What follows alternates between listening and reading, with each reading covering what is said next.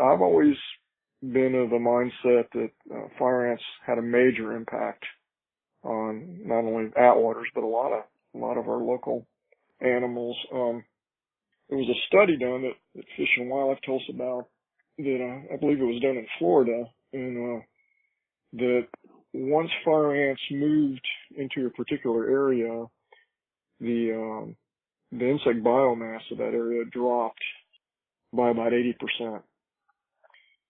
Now, prairie chickens, as adults, are primarily vegetarian, but when they're young, like any young animal, they need a lot of protein to grow, and prairie chickens tend to grow rather rapidly, reaching adult size really in pretty short order, just a matter of 3 to 4, maybe 5 months. So you can imagine the kind of weight they have to put on, but at this stage, they're primarily insectivorous.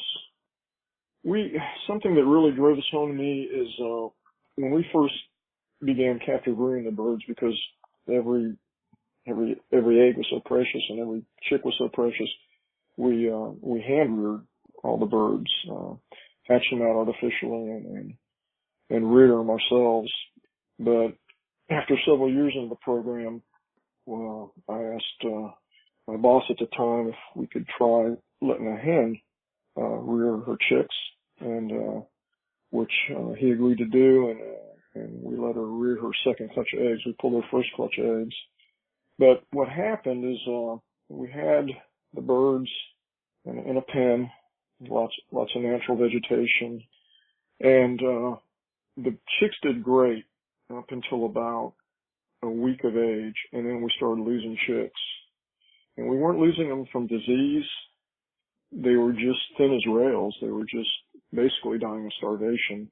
And at that point, we took the remaining chicks and brought them in and hand reared them. But it just drove home to me what might have been historically going on with the bird, with chicks in times past, when before fire ants, before pesticides and herbicides, and when there was a lot of insect life, and these birds could just go down a row of vegetation and pick bugs, like we pick berries, I guess. In that pen, we were just putting a lot of food out, trays of starter food, throwing a lot of crickets and mealworms, just constantly. But the chicks were burning off more food obviously than they were taking in. So again, as far as fire ants go, yeah, they're basically eating the food of the chicks. Not only that, they tend to attack chicks as they're hatching. Prairie chickens, of course, are ground nesters, and it's very easy for fire ants to overwhelm chicks as they're coming out of the eggs, as they're hatching.